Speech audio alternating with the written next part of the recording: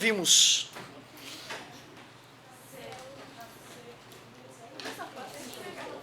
Fique à vontade. Então olha só, galerinha. Uma exceção está sendo aberta. Pela primeira vez, eu estou dando um pulinho na matéria só para aumentar a nossa chance de nos pronunciar quanto à física 9C, que vai, inclusive, nos permitir mostrar a origem da fórmula do Bill. A fórmula que a gente usou hoje, do Bill, do fio, para calcular a força eletromagnética no fio. Cara, eu adoro essa matéria, magnetismo. Cara, o magnetismo, ele começa há milhares de anos atrás. Pessoas perceberam que tinha um tipo de rocha natural, que a gente chama de magnetita, que ela tinha uma propriedade muito diferente. Magnetita. A magnetita, meus amigos, na verdade é um óxido de ferro, cuja composição química é essa aí. Ferro e oxigênio. Ferrugem.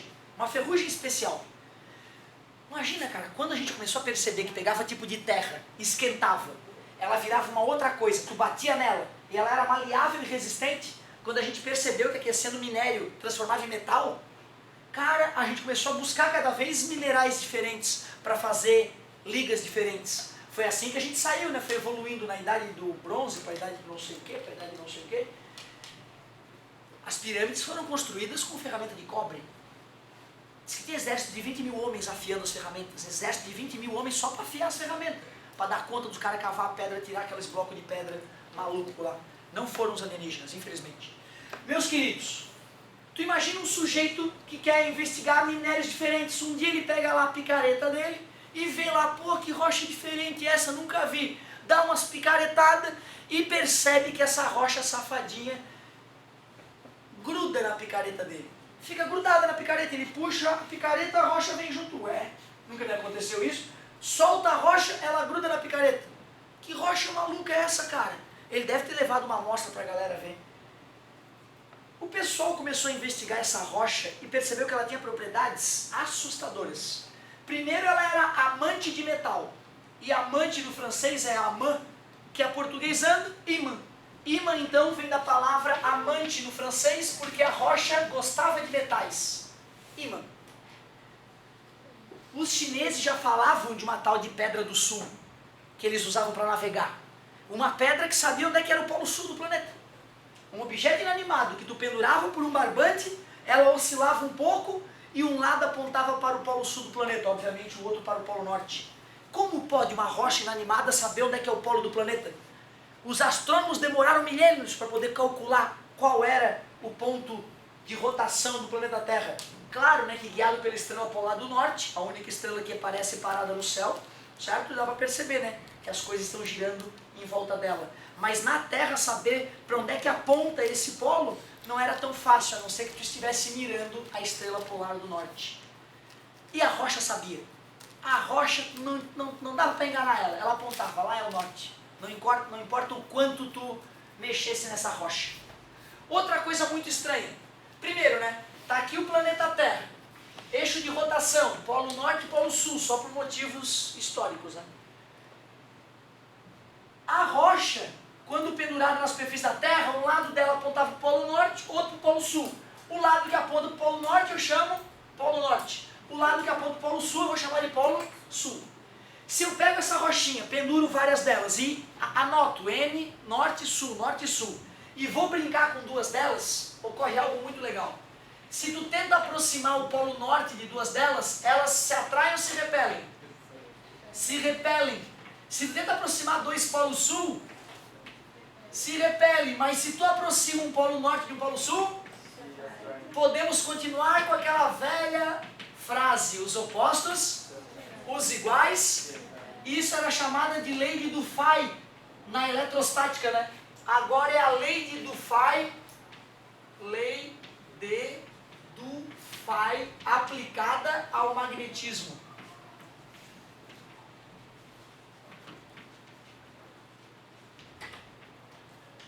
Magnetismo. Lei de Dufay aplicada ao magnetismo. Mas peraí, se a bússola que os chineses usavam há milênios Por isso foram os maiores navegadores da antiguidade, se eu não me engano. Se essa bússola aponta para o Polo Norte, é porque o Polo Norte está atraindo, né? Se o Polo Sul está apontando para o Polo Sul, é porque está atraindo. Cara, a única explicação é que o próprio planeta é um ímã. Sim, o nosso planeta é um grande ímã, a gente mora num ímã, cara, dá para acreditar? E o magnetismo terrestre é tal que no Polo Norte geográfico, próximo do Polo Norte geográfico, tem que polo magnético para estar atraindo o Polo Norte? Tem o Polo Sul. Tem um Polo Sul magnético, próximo do Polo Norte geográfico. Porque os opostos, se o Polo Sul da bússola está apontando para o Polo Sul o quê? Geográfico, é porque próximo dele tem um Polo Norte magnético, porque os opostos, então tu vê, a Terra é um grande ímã, só que lá no Polo Norte geográfico, próximo dele, não é bem em cima, próximo dele tem um Polo Sul magnético. Então os polos geográficos e os polos magnéticos da Terra têm nomes trocados, certo? Beleza? Cuidado. Sempre me perguntam, né? Só amanhã eu vou te contar. Mas me perguntam, por que a Terra é um grande ímã, professor? Eu digo, não sei, mistério. Mas cuidado, chegou a se ensinar em algum momento que era por causa de ter mais minério de ferro no hemisfério norte do que no hemisfério sul. Isso é um grande absurdo, certo? Não tem nada a ver com ter mais ferro no hemisfério norte e no hemisfério sul, certo? O segredo eu quero que tu me ajude a concluir aos poucos. Por enquanto, vamos deixar oculto o que será que gera o magnetismo terrestre. Cara, olha só que outras propriedades estranhas tem a magnetita, ou ímã. Além de se repelir ou se atrair, além de descobrir onde é que são os polos terrestres, né, o Polo Norte e o Polo Sul terrestre, devido ao magnetismo terrestre. Outra coisa importante, se eu corto um ímã ao meio, meus amigos, adivinha o que acontece? Nas duas metades, o Polo Norte e o Polo Sul não mudam de lugar, mas aonde eu cortei brota o polo oposto. E não importa quantas vezes tu corte o ímã ao meio, sempre vai ter o Polo Norte, tu jamais poderás separá-los. A este fenômeno a gente chama de inseparabilidade, que nome bonito, inseparabilidade dos polos magnéticos. Digo, mesmo que sobrasse apenas uma molécula de magnetita, um lado dela teria um polo norte e o outro lado teria um polo sul. Inseparáveis eles são. Quando nós começamos a investigar os diferentes materiais conhecidos próximo do ímã, a gente percebeu que alguns materiais são fortemente atraídos. Esses materiais são chamados ferromagnéticos. Materiais ferromagnéticos são fortemente atraídos por campos magnéticos. Me dá um exemplo de material ferromagnético. Ferro, cobalto, níquel. São alguns exemplos que eu me dei o trabalho de decorar. Mas tem substâncias que não são fortemente atraídas pelos ímãs, você deve ter percebido, né? Tem substâncias que são fracamente atraídas pelos ímãs, são chamadas paramagnéticas ou materiais paramagnéticos, substâncias paramagnéticas ou materiais paramagnéticos, como a Fafá ensinou a concordância, que eu não aprendi. Materiais paramagnéticos, em vez de fortemente, são fracamente atraídos. Atraídos por que polo, professor? Norte ou sul? Pelos dois. Não interessa qual é o polo. Atraídos por campos magnéticos. Dois exemplos. Na janela nós temos dois exemplos. Que dois materiais tu vê na janela? Alumínio, vidro. Quando tu pegou o teu imãzinho de brinquedo, e colocasse na janela, achasse que não acontecia nada, né? É porque tu não teve a sensibilidade suficiente para perceber que estava rolando uma atração, mas uma atração tão diminuta que a tua mão não conseguia perceber. E só tem mais um tipo de material. Os materiais diamagnéticos. Adivinha o que acontece com o material diamagnético? São fracamente repelidos. Fracamente repelidos por campos magnéticos. Campos magnéticos. Fracamente repelidos. As duas coisas que as pessoas mais querem atrair geralmente é ouro e prata. E são dois exemplos de materiais repelidos por campos magnéticos. Ouro e prata. O mais interessante é que não existe nenhum material amagnético. Ou um material qualquer um da tabela periódica. Ou o material é fortemente atraído, ou é fracamente atraído, ou é fracamente repelido. Cara, tu é um ser magnético, elétrico por ser feito de átomos, cargas elétricas, e magnético porque a tabela periódica toda é magnética. Tu é um ser eletromagnético, jamais entenderia a tua própria vida ou a tua biologia sem entender o magnetismo. Não importa, você é médico, não interessa, tu jamais vai entender a biologia verdadeiramente se não entender os processos eletromagnéticos que regem o movimento das moléculas dentro do corpo humano. É ilusão achar que a gente vai evoluir na medicina sem aplicar física e matemática no corpo humano, não dá, chega no limite. Só a física, a matemática e a química podem fazer a ciência evoluir, do ponto de vista médico principalmente. Daí a física médica, né? Um novo curso que está surgindo. Uma hora tu não vai ter como escapar. Meu querido, que porcaria é essa? Por que essa rocha é tão estranha? Por que apresenta esses comportamentos? Por que os materiais se comportam do jeito que se comportam? E aí a Maria Curie deu um banho, mais uma vez mostrando que as mulheres têm o seu lugar nessa ciência machista que domina o mundo. A Maria Curie era filha dos cientistas Curie que desenvolveram toda a teoria que até hoje é usada na fabricação de energia, né, na geração de energia nuclear, ou na teoria por trás das bombas atômicas. Os pais morreram intoxicados com radiação. E a filha, cientista que era, começou a estudar o magnetismo, que era a moda na época. E ela percebeu algo muito interessante. Quando tu pega um pedaço de magnetita e bota no forno, depois de uma certa temperatura, ela deixa de ser magnética. Ela deixa de oferecer uma atração forte, deixa de ser um ímã. Se tu pega ferro e esquenta até uma certa temperatura no forno, ele deixa de ser ferro magnético. O níquel tem a sua temperatura, o cobalto também.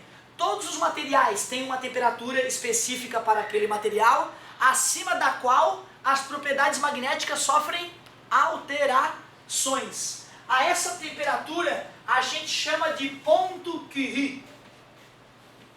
Ponto Curie para os mais íntimos. Tem que fazer biquinho, Curie. E basicamente é isso.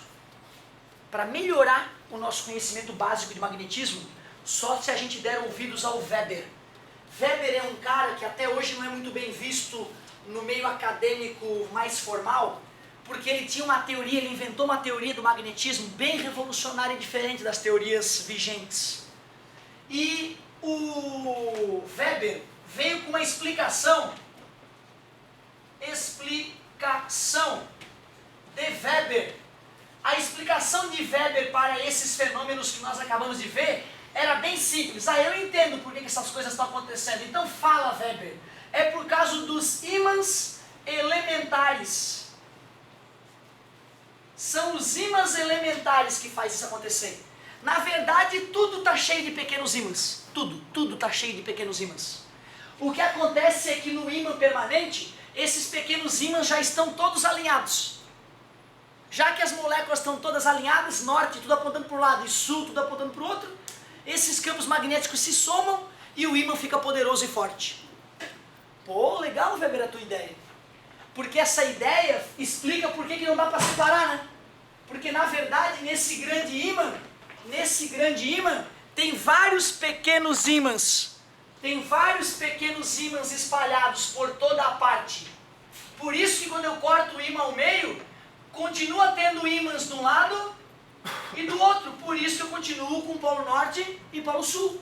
Parabéns, Weber. Ideia boa. Explica a inseparabilidade dos polos magnéticos. Mas, ô Weber, me explica. O que essa tua teoria tem a ver com ponto Curie? Tudo. Se as moléculas são pequenos ímãs e a temperatura médio...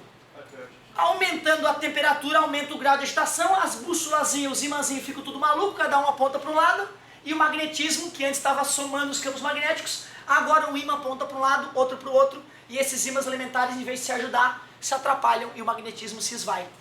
Porra, Weber, essa tua ideia é boa. Explicou a inseparabilidade e explicou o ponto Curie. Então vai lá, Weber, explica o que é um material ferro, para e diamagnético. Fácil? O material ferromagnético é cheio de ímãs elementares.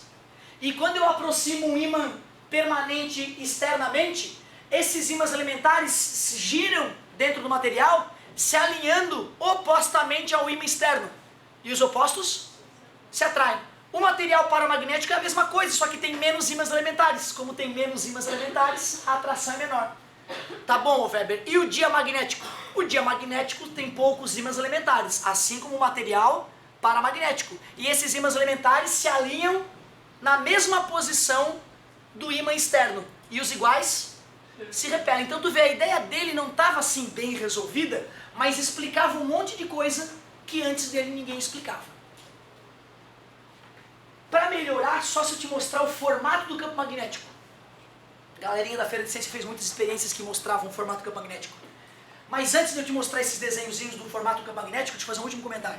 O sujeito foi dar uma aula de circuito elétrico. Horst, o nome desse cara. Ele foi dar uma aula de circuito elétrico, associação em série.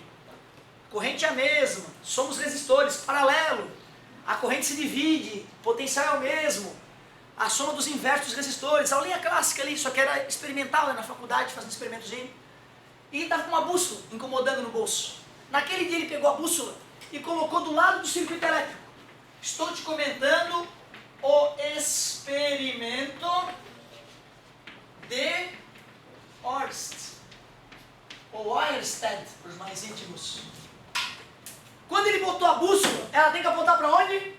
Norte. Quando ele ligou o circuito elétrico próximo da bússola, ele percebeu que a bússola deu uma inclinada. Ele, opa, desligou o circuito elétrico, a bússola apontou para o norte. Ligou o circuito elétrico, a bússola, opa. Ele imediatamente percebeu que o circuito elétrico estava atrapalhando o funcionamento da... Mas a bússola funciona por campo mag. Conclusão depois da experiência de Horst. Corrente elétrica gera... Cargas elétricas em movimento geram campo magnético. Todo campo magnético é gerado por cargas elétricas em movimento. Esta é a verdade. Eu te pergunto, que corrente elétrica é essa que tem no ímã permanente para que ele seja um ímã? Para que ele gere campo magnético? Meu Deus, os átomos não são feitos de mini correntes elétricas, que são os elétrons se mexendo? Caramba, é óbvio que toda tabela periódica é magnética. Todo material é feito de mini correntes elétricas. Todo material precisa de magnetismo. Quanto mais elétrons desemparelhados num certo orbital, maior o magnetismo. Então, na verdade, a distribuição eletrônica de Linus Pauling pode ser um indicativo de se o material é ferro, para ou diamagnético. É o eletromagnetismo se manifestando. Meus queridos, é verdade. Cara, a primeira aula foi muito mais, talvez, deixa eu ver. A primeira aula foi. Comecei a falar aqui, ó, Hans Christian Horst. Hans Christian Horst, 1777, que ódio, nascimento, 1851, a morte, morreu pelo menos, filho da mãe. Sacanagem, né? O cara era um gênio.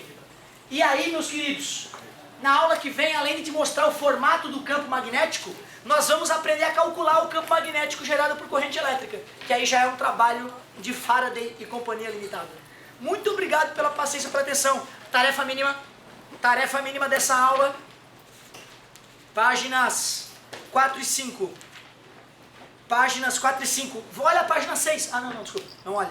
Depois, na aula que vem, eu vou te mostrar a página 6. Tem uma figurinha que representa o formato do campo magnético. De quem é? Quem foi a vítima? Muito obrigado.